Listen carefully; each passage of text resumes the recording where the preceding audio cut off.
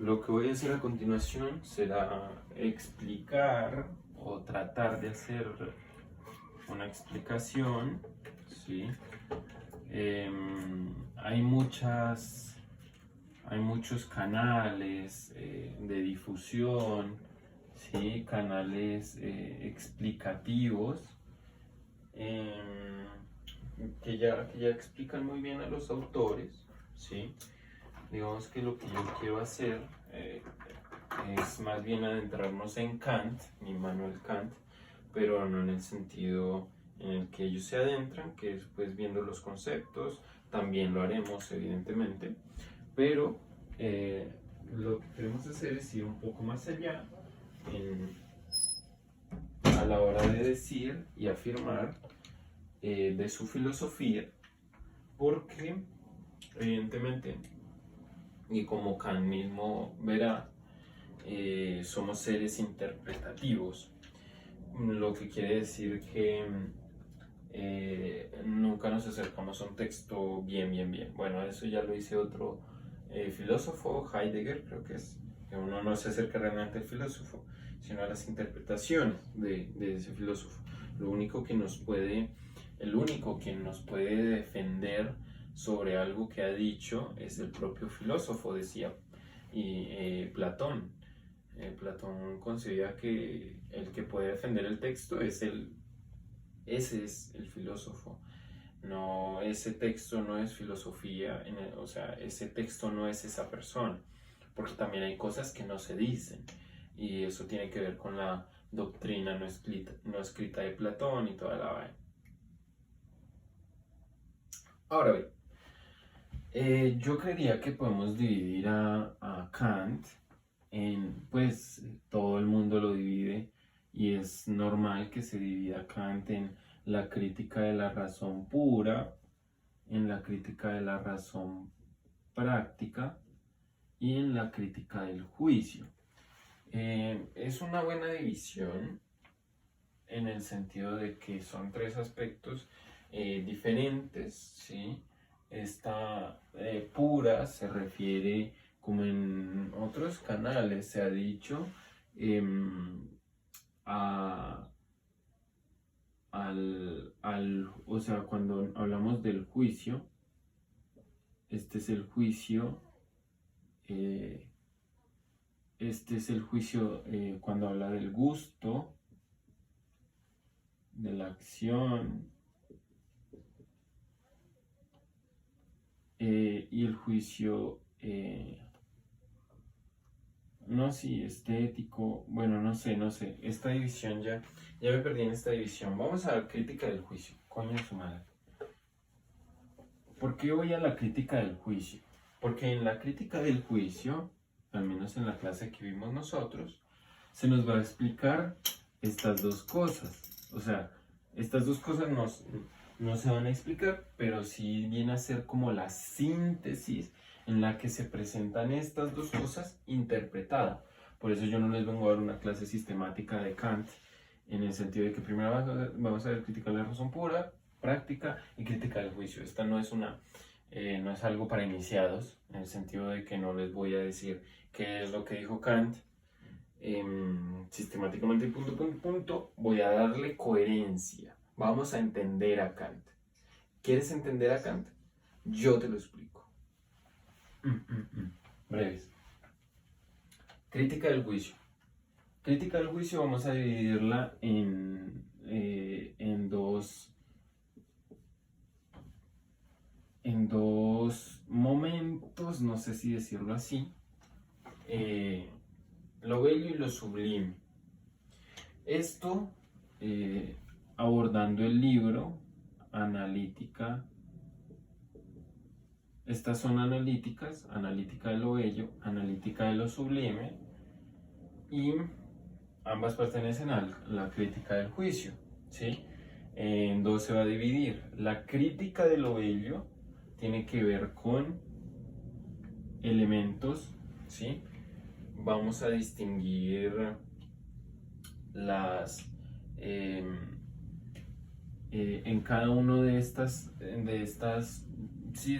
momentos en cada una de estas críticas, mejor dicho, se distingue que hay, es que no me acuerdo si se llaman fundamentos, ¿sí? Fundamentos y luego están los elementos.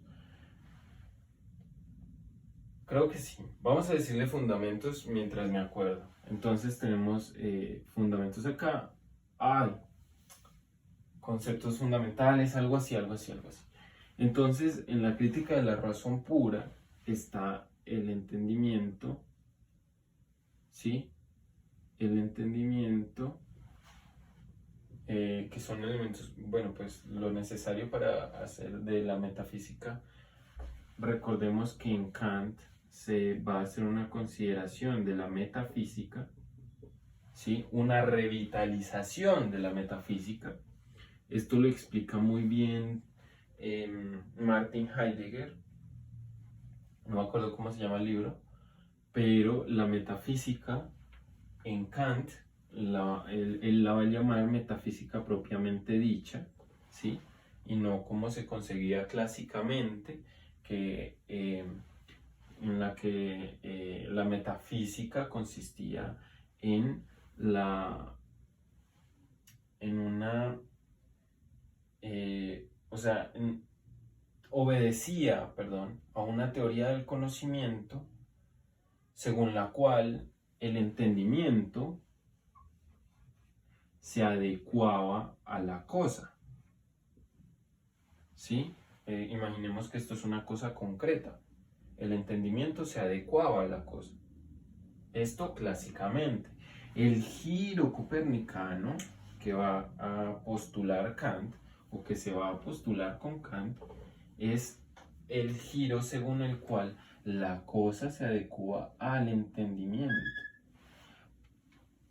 La cosa tiene que obedecer al entendimiento. Este es el culmen de toda esta explicación y esto es verdadera metafísica.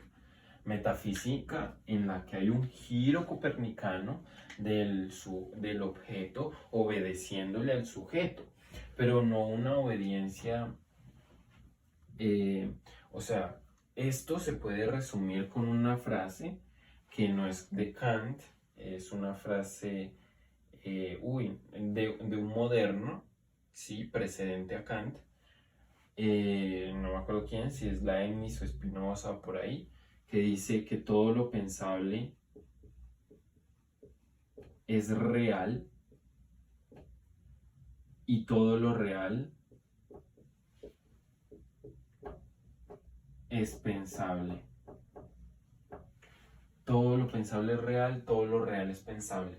Esto es entender que el mundo, en tanto que telos, ¿sí? Recordemos que telos en griego significa tanto conocimiento, de alguna manera, o información, si se quiere, pero también significa finalidad, dirección.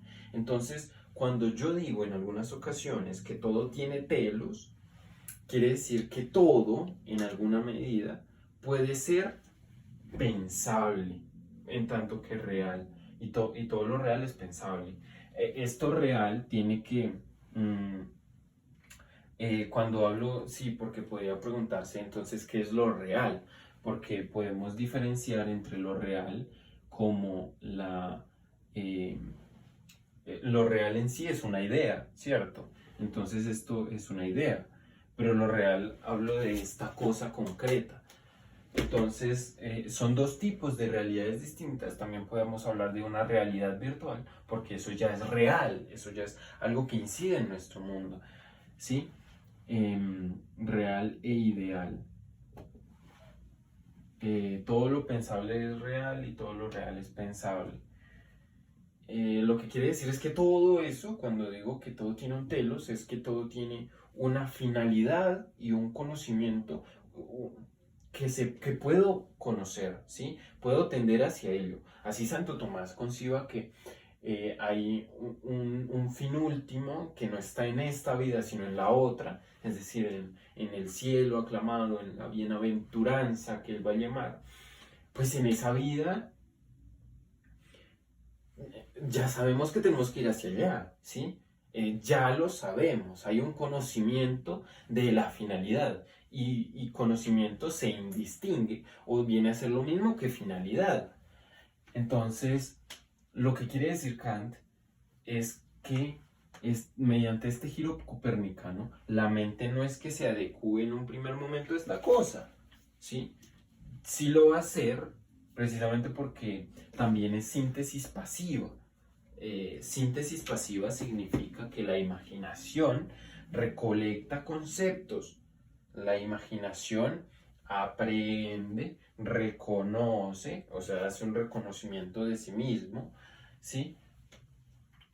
Pero la imaginación es la recolección de todas las experiencias subjetivas que hacen que eso se llegue a la presencia, ¿sí? Es decir, trae representaciones, cosas que uno se presenta. Y cosas que uno se representa pueden ser fenómenos, es decir, ideas, ¿sí? Todo fenómeno es, digámoslo así, una idea, algo que se me aparece a mí, ¿sí? Que también puede ser esto, pero bueno, ahí ya me estoy liando. Lo que quiero decir es que la cosa se tiene que adecuar a mí, porque yo soy el que da sentido al mundo en últimas. Yo soy un ser que va a hacer una casa. Y entonces todo se tiene que moldear para mi servicio, porque esto en últimas terminará en voluntad de poder, ¿sí? La voluntad en Kant es lo más importante por eso, porque por medio de la voluntad soy capaz de postular ideas, bueno, por medio de la razón, pero la voluntad quiere postular esas ideas, ¿sí se entiende? Entonces, en la crítica del juicio, tenemos que entender esto, ¿sí? El giro copernicano.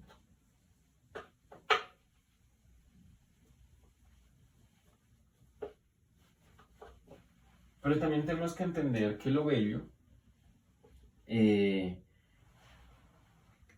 estos vamos a entender no sé cómo decirles, vamos a decirles entendimientos o elementos, ¿sí? Y a estos van a derivarse instrumentos. Entonces, los elementos van a ser de lo bello, la imaginación, y acá estaba la voluntad, imaginación y entendimiento. Acá vamos a distinguir imaginación, imaginación y razón, ¿sí? Y de los instrumentos que se derivan de estos son la imaginación, el entendimiento aquí es el que provee el a priori, y el a priori es el sentimiento. Sentimiento, o cuando decimos a priori, tenemos que decir que es algo universal. Lo que universaliza Kant es esto, el sentimiento. Todos sentimos frente a algo que nos estimula, frente a un fenómeno, frente a algo bello. Entonces tú vas caminando por el prado, ¿sí? O ves un paisaje bello, ¿sí? Bello. Entonces se te produce un sentimiento. Y eso es universal porque cualquiera que esté frente a un paisaje tiene que decir, esto me agrada, ¿sí? Entonces me atrae, o me desagrada y me repele. Porque tiene que ver eso con lo agradable, es decir, con aquella interacción que yo he tenido subjetivamente con eso y que me hace decir, esto me desagrada, me repele. Pero entonces lo bello se va a referir en 4 sentidos, en 4 significados distintos. Pero por el momento tenemos que decir que es el sentimiento, aquello que universaliza lo bello, ¿sí? Lo bello es universal, ¿sí? La imaginación lo que va a proveer de instrumento en lo bello, no me acuerdo qué es. La imaginación, esto es lo a priori, tiene que ser, no sé, pero creo que solo es la imaginación, creo que solo es la imaginación. no nos vamos a meter en terrenos pantanosos porque bueno, es la razón aquí es lo a priori, ¿sí? Y acá interactúa con la imaginación. ¿Qué pasa si yo les digo que la metafísica, lo que ya habíamos dicho de la metafísica, que en la crítica de la razón pura, en primera instancia, no era conocimiento, porque la metafísica no es algo que yo pueda entender, estudiar, la ciencia no puede estudiar Dios, ¿sí? Aquello que no puedo comprender, aquello que no puedo conocer, que en la crítica de la razón práctica, que es la metafísica, yo postulo eso, ¿sí? Yo postulo eso, aunque no lo pueda conocer, yo lo hago real, ¿por medio de qué? Por medio de mi voluntad, yo hago real eso. Pues en la analítica, en la crítica del juicio, esa metafísica se va a hacer real, y no solo se va a hacer real, sino que la voy a sentir en mi vida. La voy a sentir, la voy a hacer, se va a encarnar, ¿sí? En lo sublime. ¿Cómo se va a encarnar? Pues cuando yo judico bello, ¿sí? Cuando yo tengo un sentimiento bonito de lo bello, que por ser universal también tiene concepto, por tanto hablamos de norma, hay una cierta regla para decir que algo es bello, ¿sí? Por eso no cualquiera puede ir a Miss Universo, y es algo que hemos convencido todos. Esto puede ser cuestionable, porque podemos decir, bueno, la belleza es subjetiva. No, tiene algo objetivo, que tiene que ver con concepto y norma. Por eso aparece el concepto. Ah, entonces tiene que haber concepto y sentimiento, ¿sí? Hay algo que es la experiencia de lo bello, el juicio de lo bello, ¿sí? Pero cuando hablo de juicio, pues tengo que hablar de concepto y norma. Y como hablo de concepto y norma, esto se encierra, se engloba en lo que Kant va a denominar naturaleza o armonía, ¿sí? Por eso es que hay algo objetivo en la belleza. No es que la belleza sea subjetiva, entonces cada cual diga algo bello. No, no, no, hay algo. Y eso tiene que ver con la armonía, es decir, con el todo y las partes, es decir, con forma, es decir, con esencia.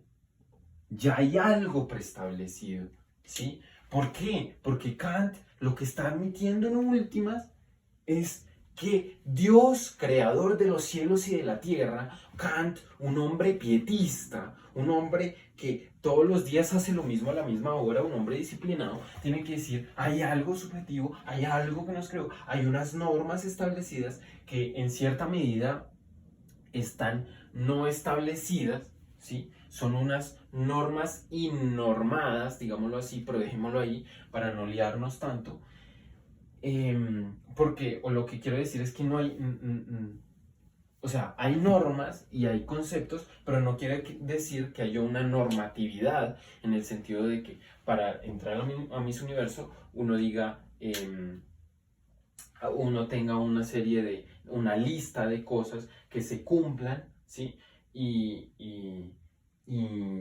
con eso ya, pues, se gane el campeonato, por decirlo así. Aunque sí hay cosas, aunque sí hay parámetros, por eso es que digo que es norma innormada. Ese es el libre juego, libre juego. Tenemos que hablar de libre juego de la imaginación, porque es un juego de la imaginación haciendo esto y esto. Imaginémonos más bien, para ponerlo en términos más claros, un rosal, ¿sí? Muchas rosas y tal, que algunas están naciendo y otras están más maduras, digámoslo así. Entonces tú miras esa rosa, pero dentro del rosal dices, esta rosa es bella, porque haces una síntesis, o sea, la imaginación hace una síntesis entre todas esas rosas que ha visto y entre todas las representaciones, es decir, de todo lo que ya está, o sea, que no está presente ahora mismo, pero que sabes que está presente, o sea, en forma de representación, porque ya lo has visto, entonces ya has visto otras rosas así de bonitas, entonces dices, esta rosa es bonita, esta rosa es bella. En lo sublime, se va a cortar esto, en el sentido, va a haber una irrupción, ¿sí? No entramos a detalle en los momentos de lo bello, en los 4 momentos que hay, pero no es tan importante ahora. Esto es lo general, ¿sí? Lo sublime, como les decía, va a haber una gran diferencia, va a haber una gran irrupción acerca de lo bello. En el sentido de que en lo sublime, ¿sí? Esto que era bello y un libre juego, ¿sí? Como este matiz de wow, qué belleza, qué lindo, a lo cual también se derivará lo pintoresco, ¿sí? Lo pintoresco, digamos, es que está entre el medio, en el medio, entre lo bello y lo sublime, en el sentido de que en ambos momentos, digámoslo así, va a haber algo pintoresco en el sentido de que yo puedo guardar estos momentos, ¿sí? En una pintura. Entonces yo pinto un paisaje bello y va a ser bello, ¿sí me entienden? O sea, porque me dan ganas de pintarlo y tenerlo ahí, ¿sí? Tenerlo presente casi siempre, por eso es pintoresco. En lo sublime también. Pero, ¿cuál es la diferencia entre lo bello y lo sublime? La irrupción es que aquí ya no va a haber un libre juego entre la imaginación y la razón. Acá ya no va a haber un libre juego entre la imaginación y el entendimiento, porque hay imaginación y razón.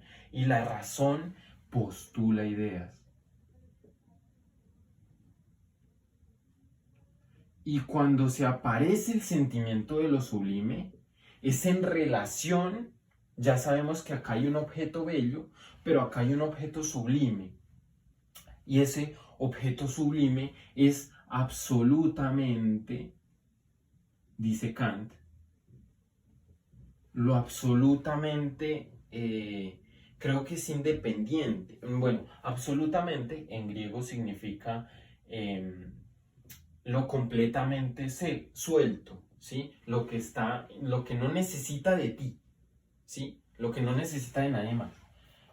Lo absolutamente, creo que esta no es la palabra exacta, ¿sí? Pero digamos para entenderlo, podemos entenderlo así, lo absolutamente incomparable.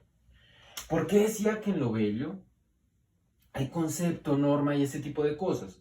Porque esto tiene que ver con alguna universalización, y esa universalización tiene que ver también con la crítica de la razón pura, que es en la que decimos que para que una ciencia sea universal tiene que haber tal y tal cosa.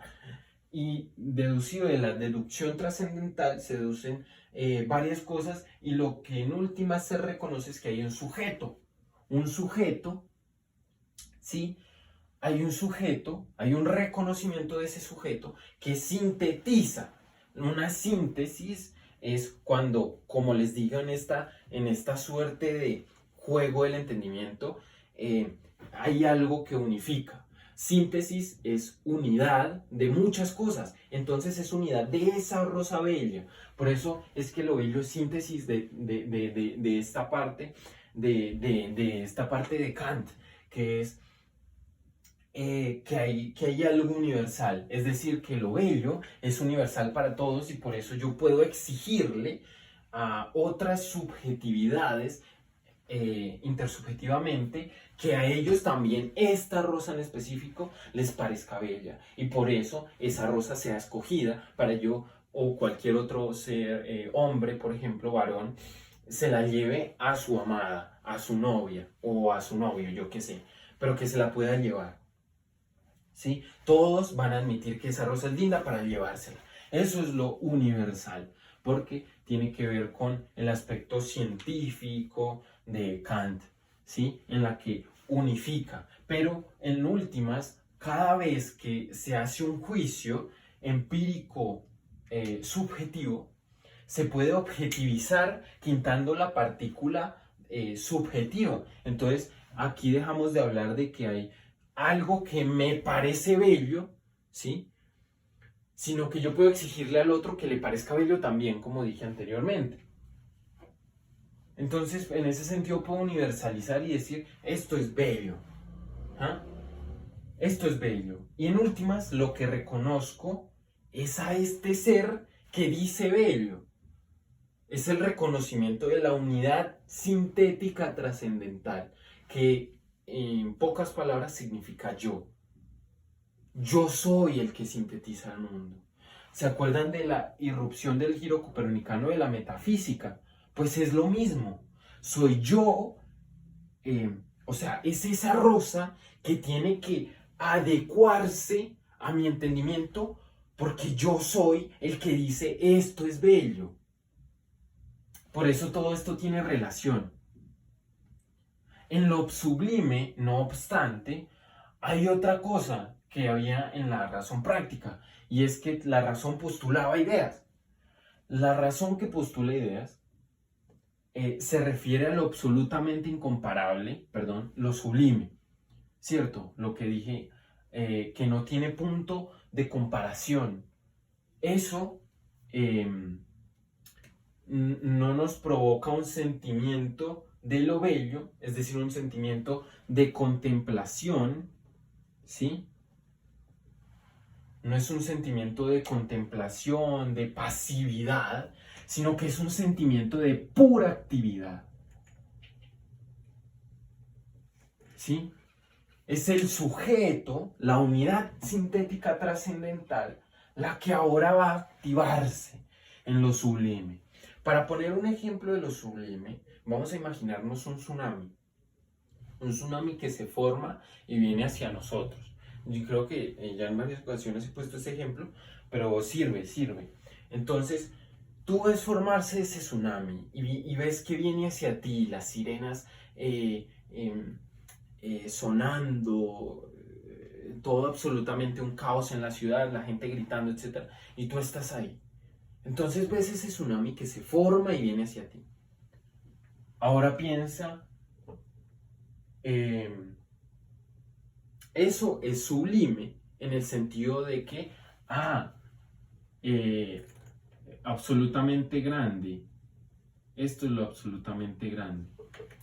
¿Sí? Entonces, digamos que Kant hace una diferencia entre lo grande y la magnitud, ¿sí? Pero no vamos a entrar en ese detalle. Creo que es lo absolutamente grande. Pero lo absolutamente grande es incomparable. No tiene punto de comparación. Porque lo bello, digamos que sí se podía hacer, porque hay concepto, entonces hay cómo medir varas, cómo decir, esta rosa es más bella que esta. Digamos que en lo grande también hay algo que uno dice, esto es grande a comparación de esta cosa, yo soy grande en comparación a este peluche que está acá, ¿sí? Porque es una relación. La magnitud se refiere a todas las cosas, porque todas las cosas son magnitudes, ¿sí? Todas las cosas tienen en sí mismas magnitudes, es decir, que pueden ser medibles. Lo que quiere decir con absolutamente grande es que bajo este punto de comparación de lo grande, yo no puedo comparar eso con otra cosa. No hay nada más grande. Entonces les ponía el ejemplo del tsunami que se estaba formando. También podía ponerles el ejemplo del cielo estrellado. Cuando ves el cielo estrellado así, todas las estrellas que se ven en el firmamento, no las puedes contar, pues sí las podrías contar una a una, pero se refiere más a esa sensación, a ese sentimiento que se genera cuando ves ¡pum! Pero eres tú. Es decir, no se refiere a esa cosa. Ese es el segundo momento de Kant en lo sublime, digámoslo así, no es algo definido, pero sí se podría distinguir que en lo sublime hay un segundo momento en el que Kant dice, eso grande que no tiene comparación, soy yo mismo. Es una regresión hacia el yo, es el mismo giro copernicano de la metafísica, ¿sí? No tengo que ver lo absolutamente grande en esa cosa que me supera, que me hace ver finito, chiquito. Vamos a borrar esto. Esa cosa que me supera y que es grande, sino que yo también soy enorme, en el sentido de que todo eso está en mi cabeza. ¿Y a qué se refiere o sea, cuando habla de ese firmamento? La cantidad, es decir, el infinito. Es decir, el infinito. El infinito no puede ser imaginado. La relación de los elementos que aquí habíamos visto, que era la razón y la imaginación, es porque la imaginación se ve pequeñita. La imaginación no supera el infinito, no puede abarcar el infinito, no puedes pensar el infinito. Pero no me refiero al infinito matemático, que es este símbolo y toda esta cosa, no, es el infinito que realmente existe. Este infinito que es independiente de mí y completamente suelto, es decir, Dios. Yo no puedo pensar a Dios y por eso mi imaginación se ve empequeñecida. Por eso en ese momento soy activo porque a este paralelo, a esta fuerza, Kant le va a llamar una fuerza incontenible, ¿sí? Que es una fuerza, absolutamente fuerza, va a anteponerse a algo más, que es la fuerza inamovible. Esa fuerza inamovible, ¿quién es? Es ese que a pesar de que ve eso, que es absolutamente grande, eso que es sublime, reconoce que él mismo también es sublime, porque él postula, o sea que por medio de su voluntad, porque yo quiero, porque yo soy libre, yo soy una causa libre, yo me reconozco como superador de esa tercera antinomia, o sea que yo no soy algo que este infinito pueda aplastar, en el sentido de que no soy un perro que ante esa ola gigante va a salir corriendo. Yo no soy un gato que también va a salir corriendo ante el peligro. Yo me puedo plantar porque yo soy libre. Porque yo soy libre. Porque yo quiero con mi voluntad. Y yo soy una fuerza inamovible. Yo soy la unidad sintética trascendental. Unidad sintética trascendental. Yo soy el que sintetiza todo. Yo soy el que da normas para decir esto es bello. ¿Sí? Yo soy el que da normas y el que le exige a otros que tienen esas mismas normas, es decir, a otros que pertenezcan a mi élite, porque esto en la crítica de la razón práctica no se admite otro que sea absolutamente otro, es decir, otro que se conciba muy diferente, es decir, que en últimas el otro sujeto no puede ser cualquier sujeto, sino ese sujeto que piensa igual que yo. Por tanto, acá hay cierto elitismo, ¿no?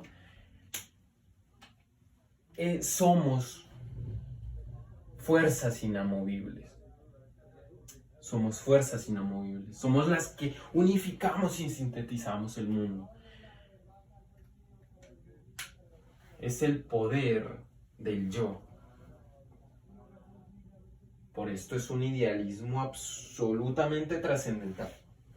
Es que me trasciende a mí. Y ya se mete hasta con Dios.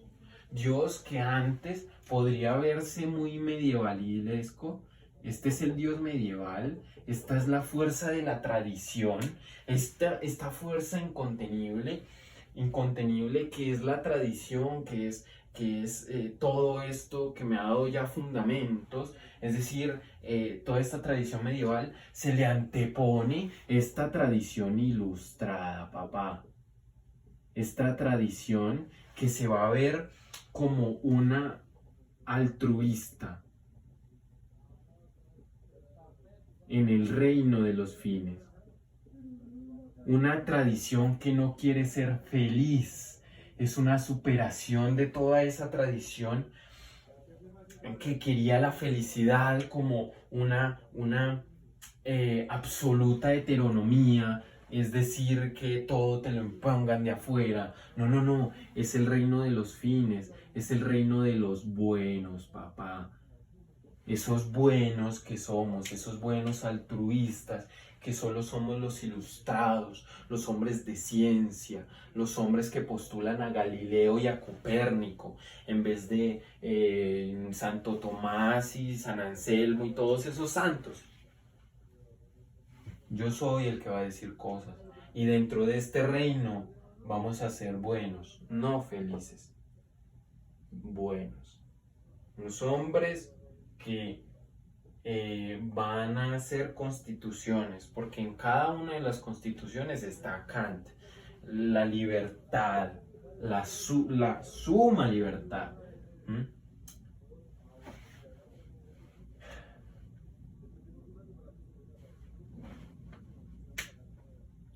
Lo podemos todo. Como ya había dicho antes en anteriores reflexiones, somos aquellos que por medio de su voluntad podemos postular lo que queramos. Por medio de su voluntad nos vemos forzados, así tengamos todas las fuerzas naturales en contra, a ser fortalezas. La ciudad es artificial, la ciudad es obra nuestra. ¿Qué hay de natural en una ciudad? ¿Kant es un predictor? Tal vez. O tal vez es un fundador más bien. Porque miren todo lo que le obedecemos. Somos seres que alaban la ciencia y repelan la religión. En la psicología recomiendan nunca hablar de religión o de política porque son temas que no generan empatía o algún tipo de... Sí, en todo sentido relegamos la religión. Pero eso nos hace más religiosos, ¿no creen? Es mi punto de vista. Eso nos hace más religiosos. Eso es un tipo de religiosidad. Alabar la ciencia, alabar los saberes y todas estas cosas por conseguirse libre, porque la pregunta que queda con el advenimiento de Nietzsche y su voluntad de poder, de que si yo tengo todo esto en el sentido de que si yo tengo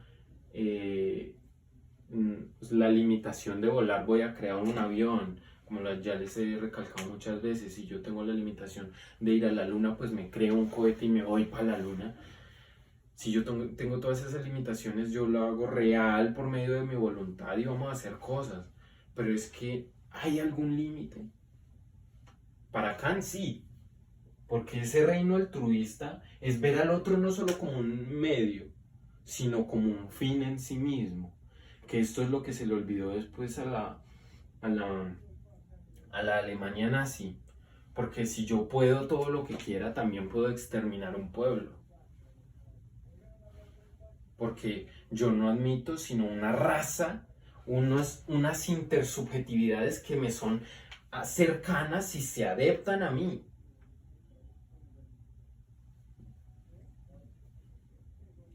Y porque solo esa es la raza permitida. Pero Kant no quería eso. Ojo.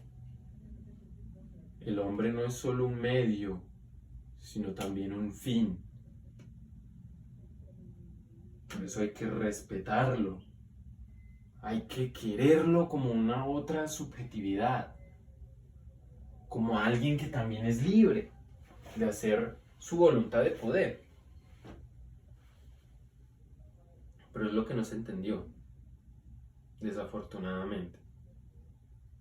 Sino que todo terminó en masacre y holocausto. Y en una crisis de sentido. Hay que saber qué es lo que queremos. Hay que pensar un poco también. Y hay que dirigir ese querer, esa voluntad. Por eso les dije que esta no era una clase propiamente de la teoría de Kant, sino Kant en nuestro mundo, en nuestra superficialidad, en lo que somos nosotros mismos hoy en día. Somos seres libres, pero también tenemos que ser altruistas, ¿sí? Y ver a los demás como otros,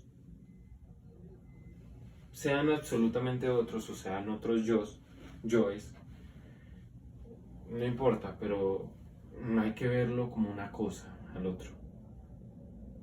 ¿Mm? Por eso también estoy en contra de la psicología que utiliza al otro como manipulador, como una cosa a la cual uno puede manipular. Porque uno termina en funcionalismo y no quería entrar a esta crítica de la psicología porque es funcionalista, pero me es inevitable. Hoy en día hay otra forma de ejercer esta voluntad de poder mala, digámoslo así, sin entender la otra postulación de la máxima de Kant, sino que ve solamente al otro como una cosa y por tanto es un objeto de manipulación el otro. La manipulación es algo sutil precisamente porque no requiere de una fuerza corporal sino psíquica. Y ya sabemos que la mente, con el giro copernicano no lo sabemos, que la mente tiene cierto poder. Y un poder que a veces es más poderoso, válgaseme la redundancia, que el propio golpe. Como en Medallo dicen, una pela, a veces una palabra duele más que una pela. Y es así. Así que hay que tener cuidado con lo que decimos, porque pues no estamos, pues por lo menos en mi entorno, válgase o elúdase los problemas estos que tenemos de guerras actuales y toda esta cosa, pero al menos en nuestro entorno hay que entender que hacemos daño a los demás. Y si realmente entendemos que los otros son personas libres, tenemos que entender que sencillamente son cosas que nos traspasan, son cosas que merecen respeto, merecen cariño, merecen amor. Eso sí, no hay que dejarse también manipular. ¿Sí? Hay que saber manipular para no dejarse manipular, pues sí, tal vez. Y tal vez en cierto sentido sea bueno, porque, la manipulación está admitida en algunos sentidos, para mí, y es en la medida en que sea un objeto conquistador, pero no para mal, ¿sí?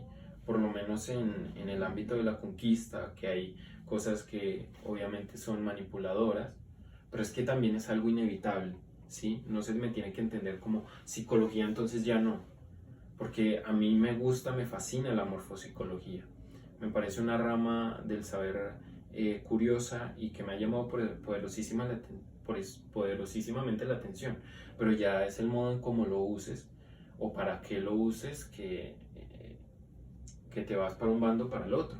No hay que entender que ahora estoy en contra de la psicología, sino que creo que hay que saberla utilizar porque sí tiene cierto poder. Ya sabemos el poder que tienen los mantras y otras cosas. En fin, por último quería terminar con una reflexión y es en la medida en que cuando hablo de la morfopsicología, que es el estudio de la cara como el reflejo de lo que uno es, entonces se estudia morfopsicología criminal. Esto nació para saber determinar rasgos que se parecían unas personas a otras, que eran psicópatas o que tenían patologías de algún tipo así, por no decir psicópatas como tal, aunque hay muchos psicópatas en la sociedad que no son malos. Es entender que hay personas que en cierta medida están hechas para ciertas cosas y que hay personas que uno puede mirar que están hechas también para uno. Es mi manera de haber escogido mi pareja, es mi manera de haber escogido con quién estar y sobre todo de conocerme a mí mismo, porque también conocer a los demás es conocerse más a uno mismo. Entonces es una gran herramienta para mí y en la medida en que la uso he visto que sí funciona, y también tiene que saberse quién la va a usar. Si alguien que es altruista o que quiere hacer daño a los demás, y hay que cuidarse en ese sentido, hay que investigar mucho acerca de cómo funciona la mente y ese tipo de cosas, precisamente para que a uno no le ocurra, porque son las formas más sutiles de violencia, pero que al mismo tiempo hacen mucho daño. y que tal vez hay cosas para las que uno está hecho. Eh, Tal vez es encontrar su camino, es encontrarse en su destino un poco. Esto tiene muchas implicaciones filosóficas, lo que estoy diciendo, porque estamos hablando de cierto predeterminismo y por tanto pues no me querrán ningún postestructuralista ni nada del estilo, pero lo que digo es que para mí sí hay cosas que ya están determinadas. Hay unas normas, como en lo bello, que en cierta medida están indeterminadas y no, pero que hay cosas, hay telos en las cosas. Eh, por tanto y demás, em, tal vez sí haya una predestinación, es decir, que todos estemos encaminados a un mismo destino. Y esto tiene que ver mucho con espiritualidad. Por eso, digamos que esta es mi parte menos filosófica, pero se apoya en la filosofía. Y es que, pues hasta aquí es donde llego filosóficamente, porque lo que más llego ahora en adelante es a concebir que es muy curioso que muchos de estos filósofos terminen siendo panteístas, posturas que a priori no son tan filosóficas, sino más de índole religiosa, y que cuando uno llega a concebir algo como Dios o como esta trascendentalidad, uno eh, es cuando flaquea y es cuando uno dice, bueno, ¿y ahora qué elijo? Me voy a elegir libre, me voy a elegir un santo y ahora me voy a retirar a un monasterio, ¿qué voy a hacer? Lo que sucede es que yo no lo he hecho y tal vez me considero ahora un poco más así, más alguien que en algún tiempo consideró que gracias a su gran disciplina y ser tan aplicado podía ir más allá e irse a un retiro espiritual o ese tipo de cosas. Que no lo hizo precisamente porque también ve que en la vida hay tantas cosas que disfrutar, de las cuales uno no se puede limitar, porque precisamente Dios está separado de este mundo. Pero es que aquí el lío es que también soy Dios o no soy Dios, o Dios me hizo libre y estoy separado. Es otra discusión muy buena que puede ser fruto de otro video, pero que me toca mucho. Porque es precisamente lo que uno ve. No sé si seré merecedor de un cielo, no sé, pero yo siento que dentro de lo que cabe hago las cosas bien. Hay una pequeña satisfacción que es fruto de mi voluntad, pero que no trata de hacer daño a nadie. Y toca demasiado mucho con mis fibras porque últimamente me he chocado tanto con la realidad en el sentido de que hay personas que por mi pasado que era muy de conquistador de mujeres y de la vida plena y todo eso, en la vida hedónica, que le gustaban los placeres del mundo, pues todavía me gustan, pero ya no hago daño a la gente con eso. Y me choca precisamente porque hay personas que creen que tu pasado te hace a ti también. Y no, también somos esto. Somos proyección, somos absoluto misterio para con lo que vamos a hacer. Y ahora mismo lo que yo quiero hacer real es precisamente eso. Ser un hombre fiel, ser un hombre que tenga su casa, ser un hombre que viva bien con su familia y tener una familia bonita con esa niña que me gusta.